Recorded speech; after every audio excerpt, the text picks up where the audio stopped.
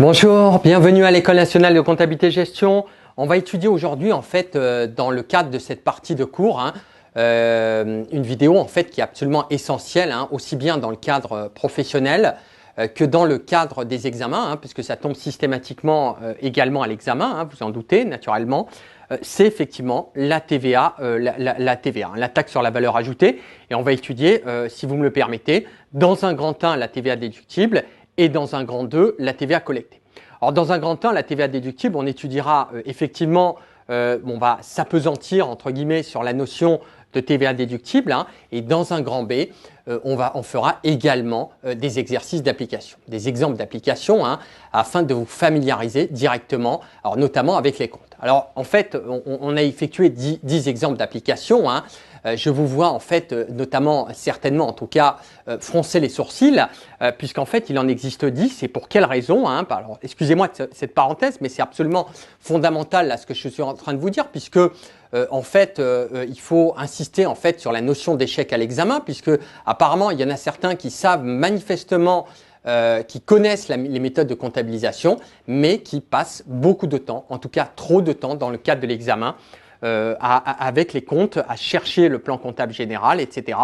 Sachez que par exemple en 2014, en 2014, dans le cadre du DCG, il y avait à peu près, alors je me suis amusé un petit peu à les compter, alors je ne vous cache pas que ce n'était pas hier soir, il y a quelques temps, on a vu en fait qu'il y avait à peu près une trentaine d'écritures, 33, et qu'il y avait 95 comptes qui étaient recensés.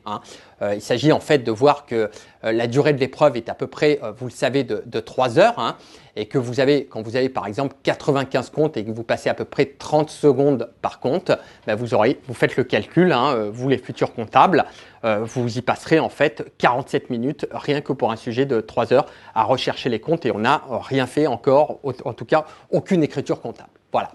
Cette parenthèse est en fait, alors ça c'est fondamental, je me permets d'insister dessus parce que sur la méthode d'enseignement qu'on va vous préconiser pour vous familiariser justement avec les différents comptes et justement gagner des points, en tout cas à l'examen, et perdre le moins de temps, possible. On va faire, alors je le répète, dans un grand A la TVA déductible, dans un grand A la notion de TVA déductible, et dans un grand B les exemples d'application. Et dans un grand 2, on va étudier en fait tout ce qui concerne la TVA collectée.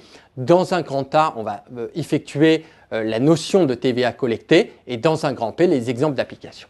Alors, au niveau du grand 1, grand 1, la TVA déductible, ce qu'il faut savoir, dans un grand A, la notion de TVA déductible, c'est-à-dire que la TVA sur les achats, c'est-à-dire la TVA déductible, elle est assimilable, entre guillemets, à une créance sur le trésor public. Donc, elle s'inscrit de ce fait au débit. Alors, pourquoi au débit? Eh bien, je vous le rappelle, puisque je vous ai dit que c'était une créance, je préfère quand même reprendre à la base à chaque fois les fondamentaux. Il est bon de rappeler en effet que, que le compte de créance est effectivement situé à l'actif.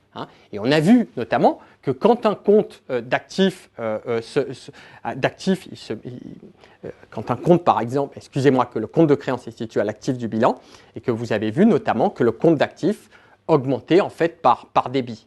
Et en fait, le compte doit, le bilan doit simplifier, en tout cas, doit apparaître notamment à l'écran directement. Et vous allez voir en fait recenser. En fait, je vous ai matérialisé en fait dans le compte, dans la colonne située à gauche de l'actif.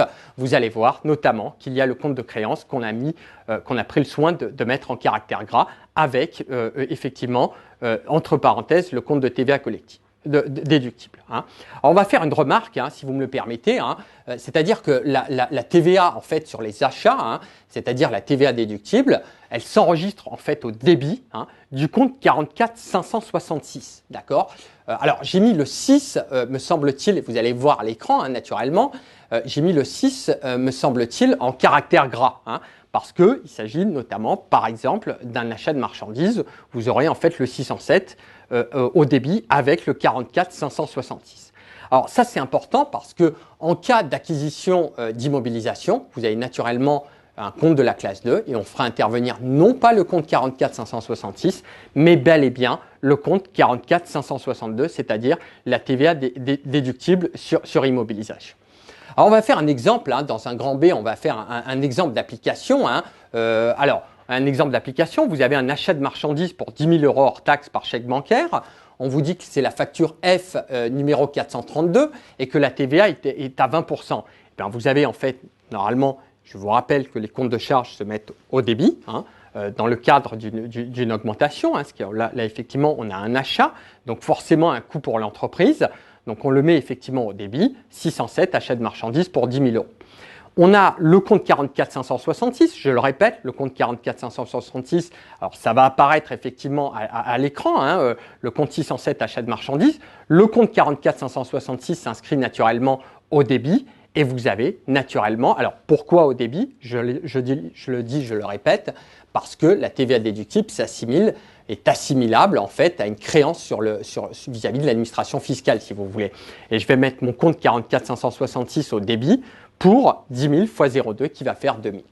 Et on va voir notamment que vous allez avoir, en fait, comme on l'a payé par chèque bancaire, je vous rappelle également que le compte de chèque, le compte banque se situe à l'actif. Forcément, comme on achète, il diminue. Donc, on sait que les comptes d'actifs se mettent normalement au débit, mais comme il diminue, dans ce cas-là, on va forcément le mettre au crédit pour le montant subdivisé, c'est-à-dire 10 000 € et 2 000 €, c'est-à-dire la somme de 10 000 plus 2 000 € qui va faire 12 000 €. Et on met enfin en libellé achat de marchandises, facture F432. On va faire un deuxième exemple d'application, hein, si vous me le permettez, hein, un deuxième exemple d'application. On vous dit achat à crédit de matières premières. Alors déjà, j'en vois certains déjà qui se disent qu'est-ce que c'est la matière première, hein, dans un premier temps. Donc vous doutez bien que si c'est un achat de matière première, c'est que ce n'est pas forcément un achat de marchandises. Donc si ce n'est pas un achat de marchandises, c'est que forcément on a affaire à un achat de matière première. Donc c'est un autre compte qui va être concerné par l'opération. Mais on va le voir, on va l'expliquer, si vous me le permettez, un peu plus tard. Alors, quand on s'aperçoit en fait qu'on achète à crédit pour 10 000 € hein, de matières premières hors taxe auprès du fournisseur Alpha, eh ben, on va avoir la facture F538, c'est-à-dire la TVA qui est de 20%. Et vous avez notamment, en fait, quand vous allez avoir normalement l'écriture comptable qui va apparaître à l'écran, hein, qui apparaît effectivement à l'écran. Vous avez le compte 601 qui est un achat de matières premières pour 10 000 €. Le compte 44 566 TVA déductible, alors justifiez également vos calculs hein, systématiquement. Vous mettez 10 000 fois 0,2 qui va faire 2 000 € et vous allez avoir le compte 401 fournisseur Alpha pour la somme de 10 000 € plus 2 000 € qui va faire 12 000 €. Et on va avoir notamment le libellé achat de matières premières, facture F538. J'attire votre attention, ça doit apparaître à l'écran, j'insiste à nouveau, hein, excusez-moi d'insister, hein, la répétition est à la base de la pédagogie en tout cas. Vous avez en fait notamment, hein, vous allez avoir en fait naturellement le bilan simplifié qui apparaît à l'écran et vous allez avoir la créance qui est effectivement, et vous avez entre parenthèses client et la TVA déductible qui est apparemment surlignée au même titre que la créance, ce qui sous-entend naturellement que la TVA déductible est assimilable naturellement à une créance vis-à-vis du Trésor public ou de l'administration fiscale. Alors on va revenir naturellement sur une remarque hein, qui me paraît fondamentale, hein, c'est-à-dire qu'il faut absolument opérer la distinction entre marchandises et matières premières. Puisque comme vous l'avez vu tout à l'heure, on avait quasiment le même exemple, hein, bon, à quelque chose près hein, au niveau des chiffres, et vous avez en fait le compte achat de marchandises et compte matières premières. Alors vous allez me dire, il y en a certains qui vont me dire, oui d'accord, mais qu'est-ce qu'une marchandise et qu'est-ce qu'une matière première et quand est-ce que je vais utiliser ces comptes? Alors par exemple, une marchandise qu'on peut dire, elle est achetée pour être revendue en l'état. C'est-à-dire en fait que cette marchandise manifestement ne subit pas de transformation et auquel cas on va intervenir. Vous avez par exemple une société qui achète des chaises pour les revendre en l'état, qui a pour principale activité d'acheter des chaises pour les revendre, et les chaises justement ne subissent aucune transformation à la circonstance, et bien forcément la conséquence qui va être attachée à cela, c'est que c'est bien le compte 607 qui interviendra dans ce cadre, en cas d'achat de marchandises. Alors pourquoi le compte 607, parce qu'en fait, si vous voulez, la marchandise n'aura pas finalement subi de transformation notable ou subi de transformation, tout simplement, plutôt je préfère. Et vous avez en fait à côté de cela, donc c'est le compte 607 pour achat de marchandises. Par contre, pour le compte achat de matières premières, vous avez vu, vous avez noté déjà que c'était le compte 601. Donc c'est le compte 601. Le compte achat de matières premières concerne en fait tous les achats de matières premières qui participent, entre guillemets, à la fabrication d'un produit, en fait, qui, si vous voulez, il s'intègre, si vous voulez, la matière première, il y a une forme d'intégration dans le processus de production. Alors, le terme est un petit peu complexe, mais sachez qu'il participe notamment à la fabrication d'un produit ou qui s'intègre dans le processus de production. Et on va donner un exemple qui va un peu plus vous parler. Vous avez, par exemple, une société achète du lait pour faire du fromage râpé. Il est certain que si elle achète du lait pour faire du fromage râpé, c'est que quand elle va acheter le lait pour réaliser le fromage râpé, forcément, le lait va être assimilable à une matière première.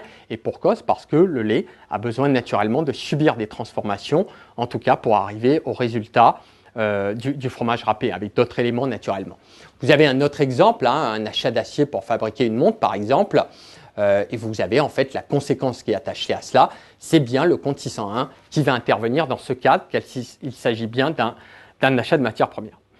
On va faire un troisième exemple d'application, puisque en fait, manifestement, alors ça c'est fondamental, je le répète, écoutez-moi bien, vous avez en fait le compte 601, c'est achat de matières premières, ça se met naturellement en principe au débit, le compte 607 se met également au achat de marchandises se met également au débit, mais effectivement, ce ne sont pas les mêmes comptes et il va falloir se familiariser avec ces comptes, parce que il y en a certains en fait des fois qui s'affairent malheureusement, mais qui perdent trop du temps dans le cadre de l'examen avec le plan comptable général. Donc c'est important manifestement de s'y familiariser. Je vous invite véritablement à s'y familiariser vivement.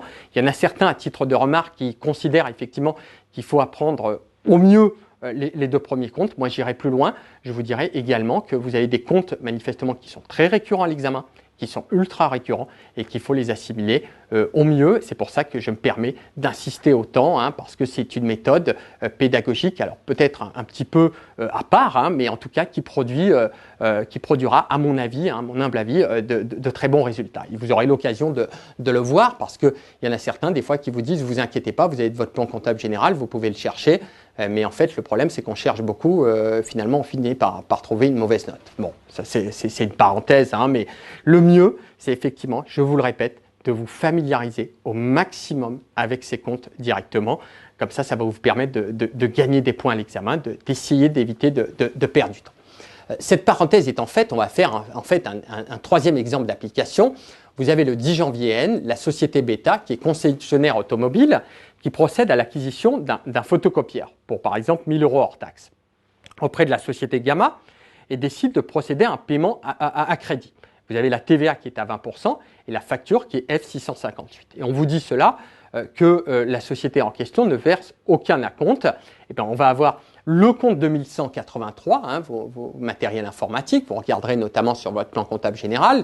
Il est certain que la société Beta, vous êtes d'accord avec moi, est un concessionnaire automobile et qu'un concessionnaire automobile n'a pas vocation naturellement à vendre des photocopieurs. Donc si vous voulez, le photocopieur est assimilable en la circonstance à une immobilisation, qui est un bien destiné à rester durablement sur l'entreprise.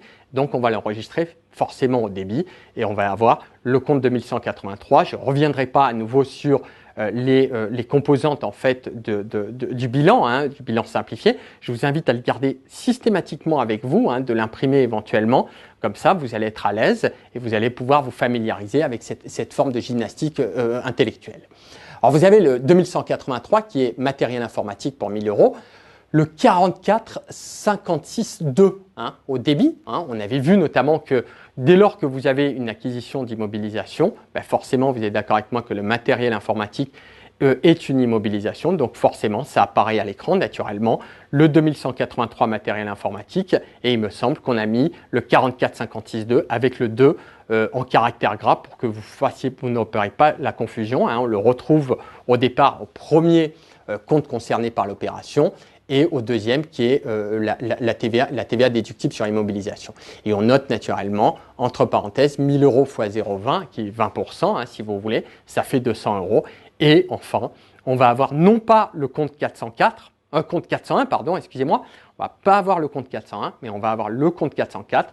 Pourquoi? Parce qu'il s'agit bien du compte 404, il s'agit bien d'une immobilisation. Donc, on va l'avoir pour 1 200 euros.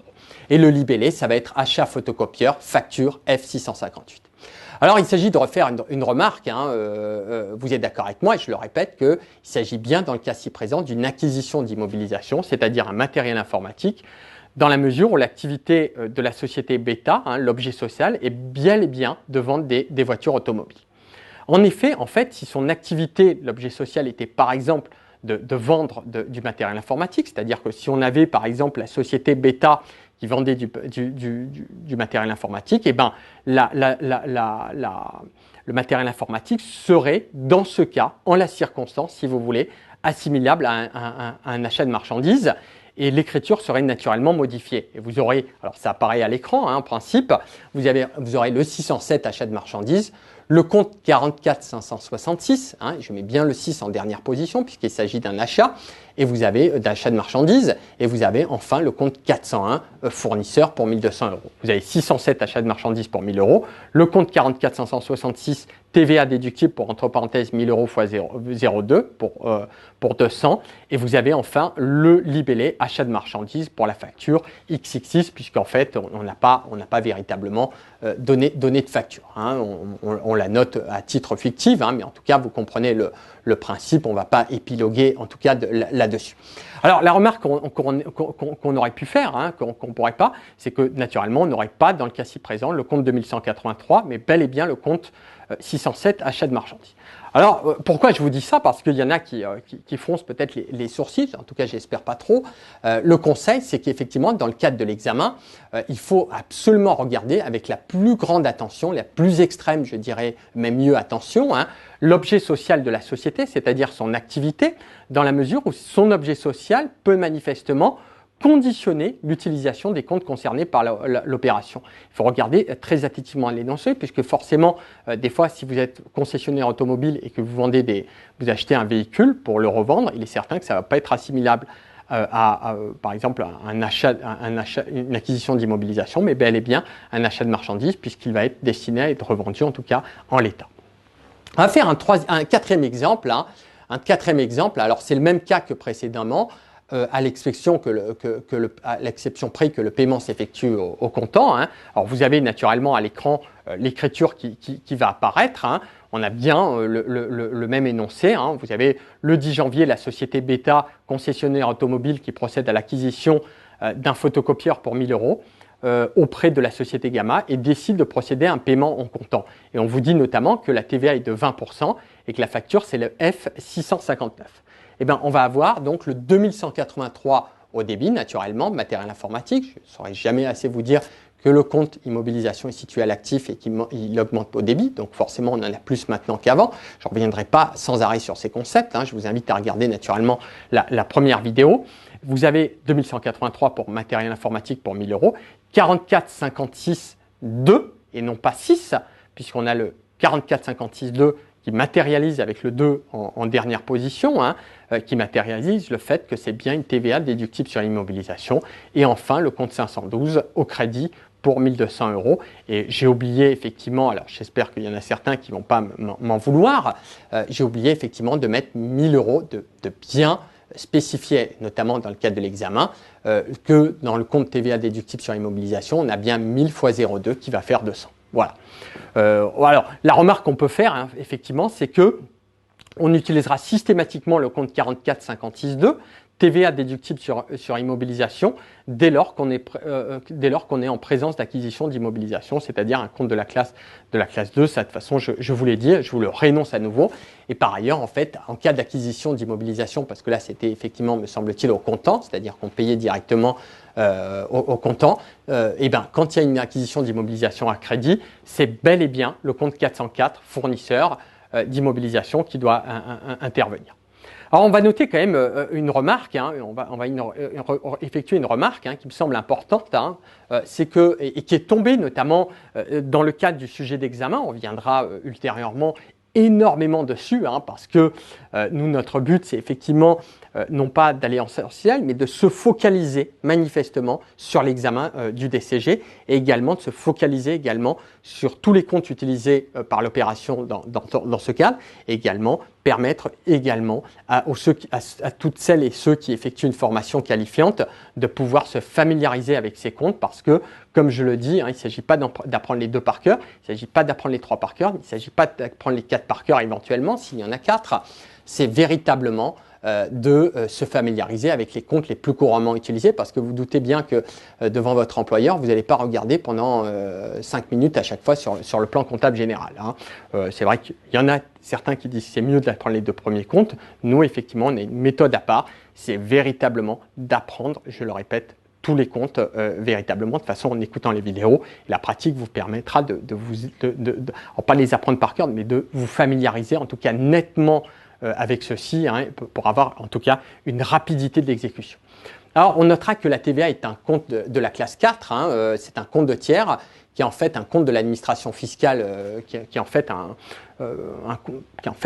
une créance. Hein, c'est une créance, ce n'est pas une charge ni un produit, hein, mais la TVA, c'est soit une créance, soit une dette. Alors, ça fait intervenir le compte de tiers, qui est en fait un compte de l'administration fiscale ou du trésor public. Et vous savez en fait que ce n'est ni une charge ni un produit, ce dans la mesure où la TVA déductible et la TVA collectée sont assimilables respectivement à une créance et à une dette. Alors cette notion, on est revenu, hein, on a donné en fait les fondements, on a expliqué ce que c'était une TVA déductible, on a expliqué ce que c'était une TVA collectée et je vous propose naturellement de voir ce qui est tombé à l'examen du DCG en 2013 où en fait on vous disait justement pourquoi la TVA apparaît-elle dans les comptes de tiers. Et bien il fallait simplement répondre que la TVA est bien un compte de la classe 4, c'est-à-dire un compte de tiers, hein, et que ce n'est ni une charge ni un produit, dans la mesure où la TVA déductible et la TVA collectée sont assimilables respectivement à une créance et à une dette vis-à-vis de l'administration fiscale. Voilà, hein, vous voyez, c'est assez simple. Hein. Le but, c'est en fait d'aller non pas à l'essentiel, uniquement à l'essentiel, mais de donner tous les fondements, tous les rudiments pour pouvoir apprendre, s'exercer au mieux dans le cadre de l'examen. Le but, c'est pas de faire de la philosophie, parce qu'apparemment, il y en a qui aiment apparemment faire de la philosophie. Hein, cependant, je n'en parlerai pas, hein, je n'en ferai pas état naturellement. En tout cas, j'en ferai état par la suite. Alors, le 10 janvier N, hein, notre prestataire de maintenance de notre photocopieur nous facture des frais de réparation liés à notre photocopieur pour 500 € hors taxe. Vous avez la TVA qui est de 20% et nous procédons au paiement de la moitié de la somme par carte bleue le jour même. Et le 20 janvier N, nous procédons au paiement de ce solde, conformément à l'accord contractuel fixé. Et bien, même chose, vous avez naturellement notre prestataire de maintenance. Alors, qu'est-ce qu'on fait en fait? On va considérer effectivement que la TVA est déductible en la circonstance. Et bien, vous allez vous familiariser puisqu'en fait, le 10 janvier N, on a bien le compte 615 entretien et réparation pour combien? Pour 500 € au débit. Le compte 44 566 TVA déductible pour 500 € x 0,02 qui va être 100 €. Et enfin, vous avez bien une dette vis-à-vis du fournisseur qui est le fournisseur alpha 600 divisé par 2, ce qui va faire 300 et vous avez enfin également le 512 banque 600 divisé par 2, 300. Et après vous mettez le libellé entretien et réparation, sachant qu'en fait, je vous le réénonce, ça tombe souvent à l'examen naturellement, dans le cadre du DCG, dans le cadre des BTS directement, c'est-à-dire que vous devez connaître également le compte 615, hein, puisque vous vous familiarisez, il ne s'agit pas de véritablement sans arrêt perdre du temps à l'examen, je ne le répéterai jamais assez. Donc vous avez le compte 615 qui est une forme de prestation de service si vous voulez, et vous avez enfin le 401 par le 512. Et le 20 janvier, en fait, le 20 janvier N, alors ça a certainement dû apparaître à l'écran hein, tout à l'heure, donc le 20 janvier N, nous procédons au paiement du solde qui est de 300 €. Eh bien, sachez une chose, c'est que vous êtes d'accord avec moi, écoutez-moi bien. On a mis en fait, alors là il va y avoir les deux écritures comptables qui vont apparaître, hein, c'est-à-dire du 10 janvier et du 20 janvier. Vous avez le 615, le 44 566 et le 401. Forcément quand on paye vous avez votre compte dette, si on solde la dette, si on la paye directement, eh bien, votre dette elle va avoir tendance à diminuer. D'accord? Donc si elle diminue, je vous rappelle que la dette est située au passif du bilan, donc si elle diminue, vous ne la mettez pas au crédit naturellement, mais au débit, et c'est ce qui est le cas, et vous allez avoir également le bilan qui va apparaître également à l'écran en même temps, et vous allez voir notamment qu'il y a marqué dette fournisseur, alors on avait noté effectivement que vous avez une dette à l'égard de notre fournisseur, on avait une dette à l'égard de notre fournisseur, on l'a réglé, donc notre dette a diminué et on positionne donc notre compte au débit tout simplement en vertu des règles énoncées précédemment. Alors on va remonter un petit peu plus, on va remonter un petit peu, voilà, on va remonter, c'est parfait. On va avoir le compte 401 au débit, fournisseur alpha, pour 600 divisé par 2 et le 512 naturellement, le compte banque. Alors je l'ai mis en caractère gras me semble-t-il. Le compte banque, vous êtes d'accord avec moi qu'il a diminué, que les comptes d'actifs, on le sait très bien, forcément, les comptes d'actifs augmentent au débit et diminuent par crédit. Donc, on va avoir le 512 naturellement au crédit et on va avoir l'écriture 401 fournisseur alpha 600 divisé par 2 pour 300 et le 512 au crédit banque pour 300 €. Et vous allez avoir paiement fournisseur alpha facture F845 et la facture a été naturellement soldée. Alors, on va descendre, on va faire un sixième exemple d'application, encore un compte qui tombe systématiquement à l'examen. Je veux dire, le but, c'est en fait de poser les jalons, entre guillemets, de poser les rudiments, les bases, pour pouvoir mieux appréhender les comptes et on reviendra systématiquement dessus parce qu'il faut manifestement que vous puissiez les connaître comme je vous l'ai évoqué. Alors, on va faire un exemple d'application 6 sur les services bancaires. On vous dit en fait le 10 janvier N, notre établissement bancaire nous facture des frais bancaires pour 100 € hors taxe. Alors la facture c'est la F489 et on procède en fait au prélèvement de la somme susvisée le jour même. Et la TVA est de 20%. Ça apparaît normalement à l'écran.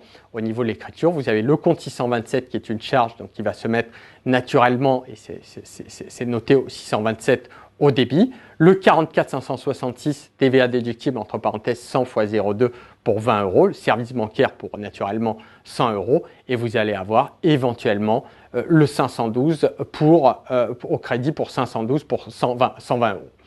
Qui va être la somme entre 100 et 100 plus 20 qui va faire 120 €.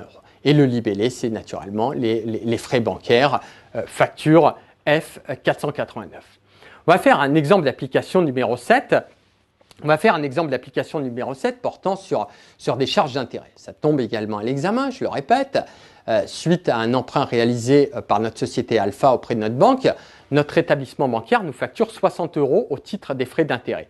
Et c'est la facture F126. Alors, la question qui se pose, vous allez me dire, il y en a certains apparemment qui froncent les sourcils certainement, ils me disent oui, d'accord, il est bien gentil, mais il nous donne apparemment un énoncé où il n'y a pas de TVA. Et pour cause, la question est dans la réponse, il n'y a pas de TVA sur les charges d'intérêt. C'est ce que vous devez apprendre manifestement, c'est qu'on n'a pas parlé de TVA, vous devez savoir qu'il n'y a pas de TVA sur les charges d'intérêt. Et à ce titre, on vous indique notamment que le compte concerné portant sur les intérêts constitue bien une charge, donc un compte de la classe 6 et plus particulièrement le compte 661. Et ça va apparaître à l'écran apparemment.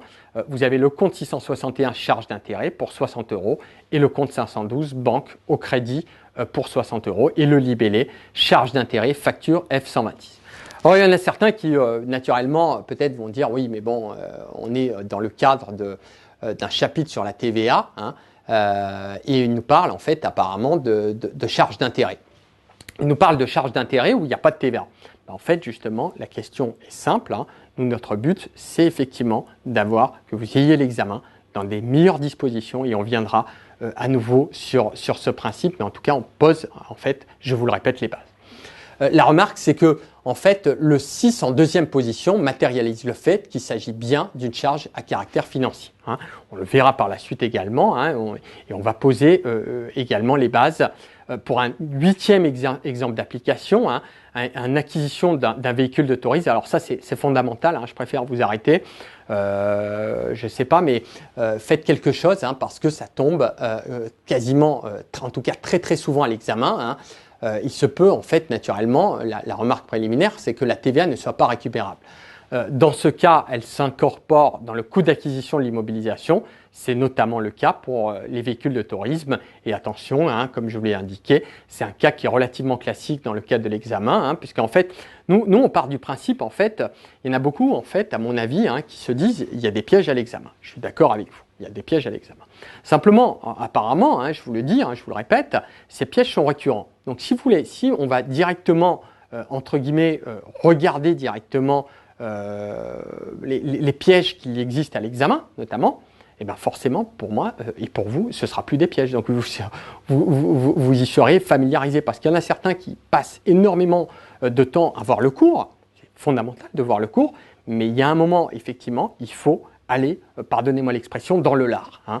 Pardonnez-moi l'expression, il faut aller dans le lard parce que si on ne voit pas tous les éléments qui tombent systématiquement, notamment à l'examen de manière récurrente, on ne s'en sort pas parce que et on va travailler beaucoup finalement pour avoir finalement moins de points. Donc voilà, on va faire cet exemple d'application. Hein. Vous avez un achat d'un véhicule de tourisme pour 20 000 € hors taxe par chèque bancaire. La facture, c'est le 691 et vous avez la TVA qui est de 20% et on vous dit notamment que le paiement s'effectue au comptant. Et vous allez avoir, ça apparaît à l'écran également, hein, vous allez avoir le compte 2182 matériel de transport pour 20 000 fois 1,2 hein, et on note bien 20 000 fois 1,2 hein, pour 24 000 € et vous allez avoir le 512 hein, puisqu'en fait le paiement s'effectue au comptant de banque pour 24 000 € et vous allez avoir le libellé, achat de marchandises, achat de voitures de tourisme, facture F691.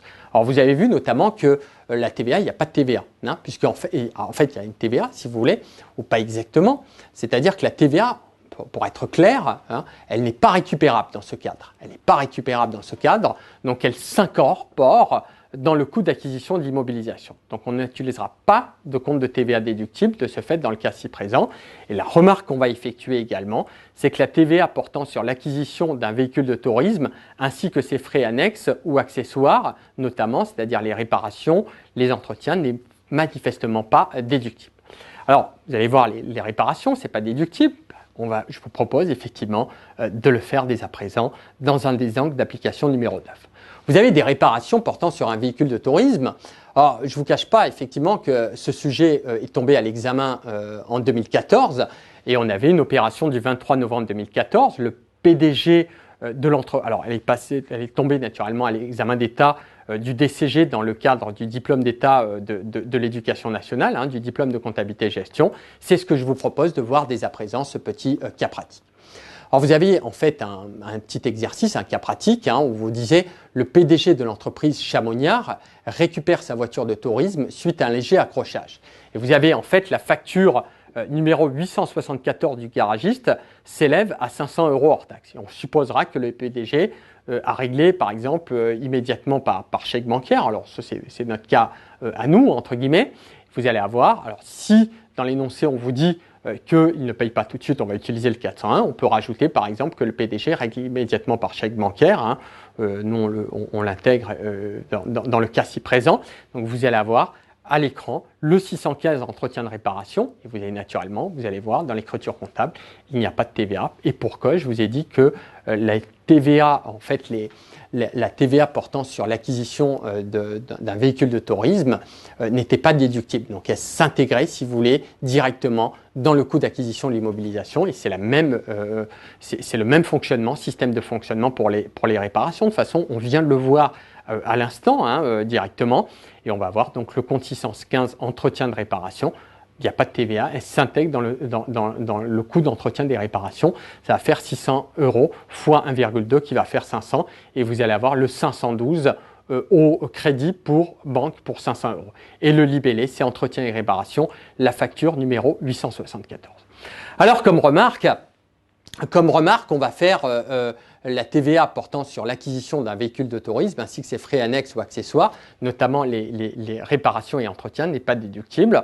Alors, il y en a certains qui considéraient effectivement que c'est un piège, effectivement, mais apparemment, si ça tombe par exemple cette année ou les années futures, ça le sera d'autant moins que vous aurez été au préalable informé. La TVA donc s'incorpore effectivement dans le cas ci présent, dans le compte 615 entretien et réparation.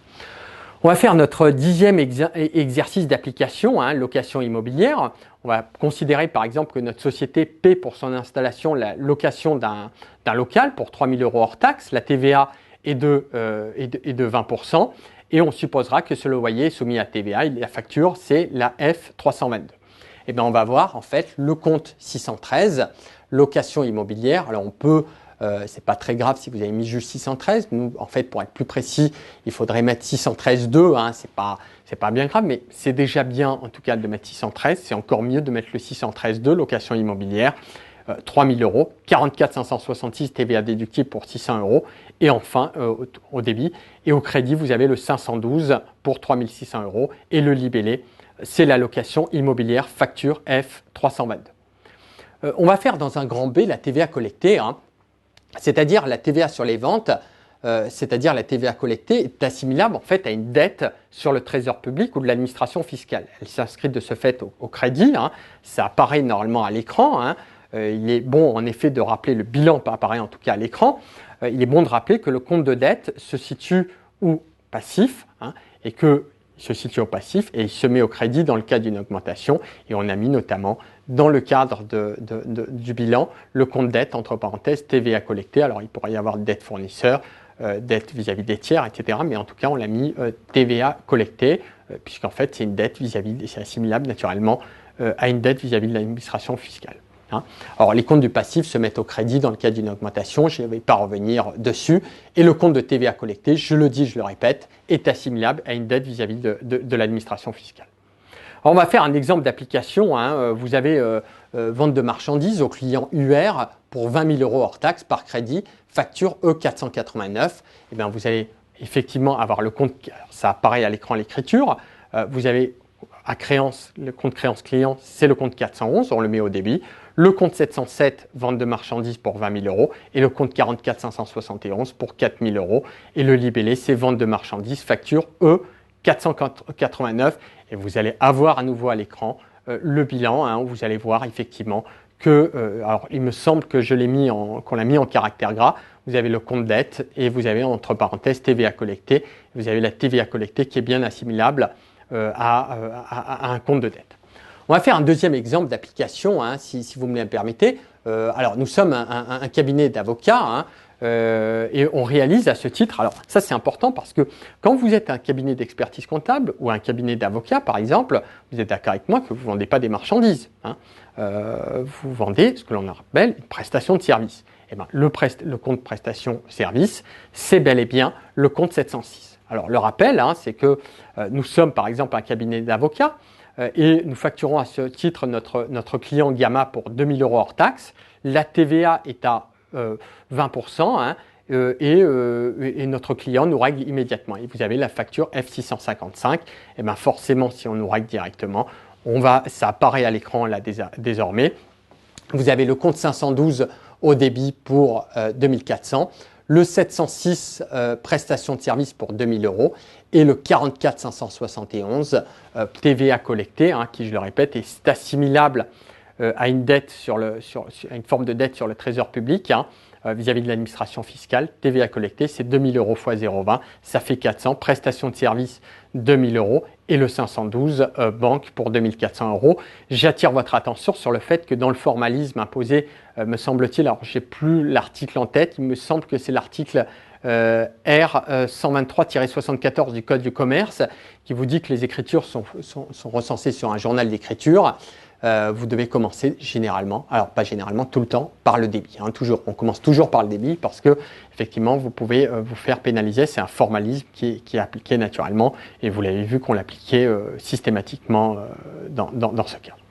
On va faire un exemple d'application numéro 3. Hein, donc, retenez prestation de service. Dès lors que vous réalisez une prestation de service pour le compte d'un client, c'est le compte 706 qui doit intervenir, mais pas le compte 701 ni le compte 707.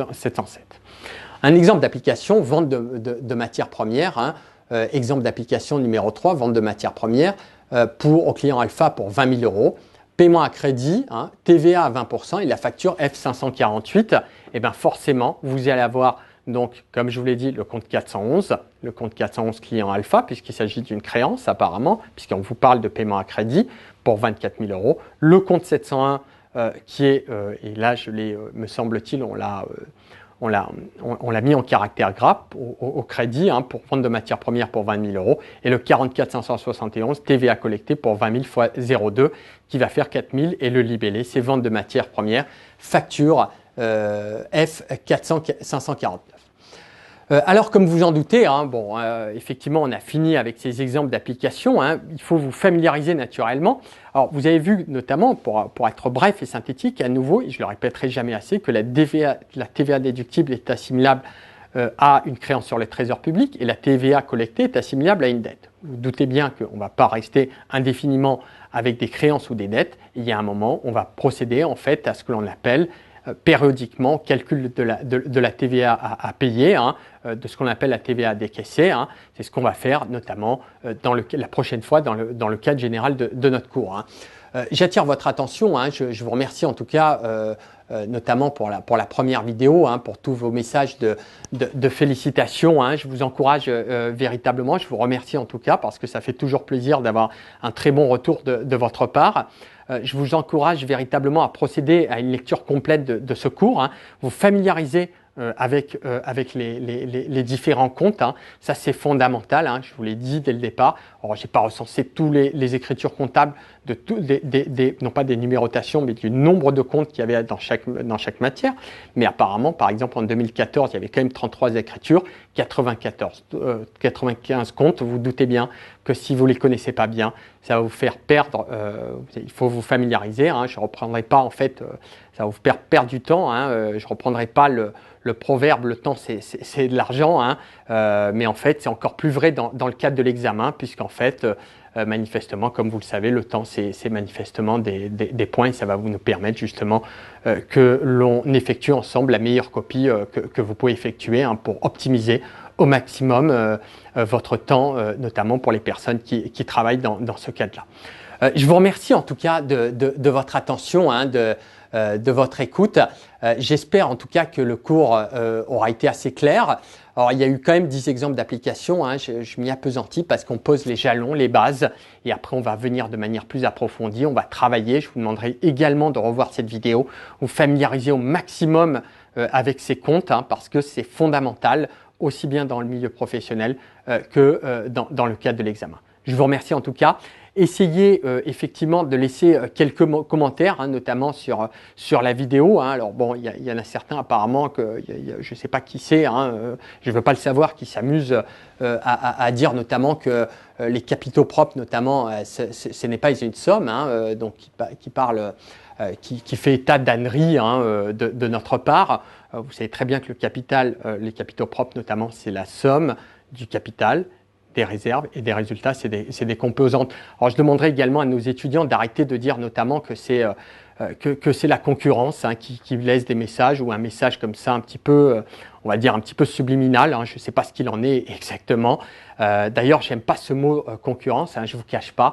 Je préfère en fait le mot confrère, parce que comme vous le savez, dans le mot confrère, il y a le mot frère. Et en fait, on est amené effectivement à avoir des relations plus ou moins fraternelles avec tout le monde. Voilà. Je vous remercie sur cette note. Je vous remercie de votre attention, de votre écoute et vous dis à bientôt à l'École nationale de comptabilité et gestion.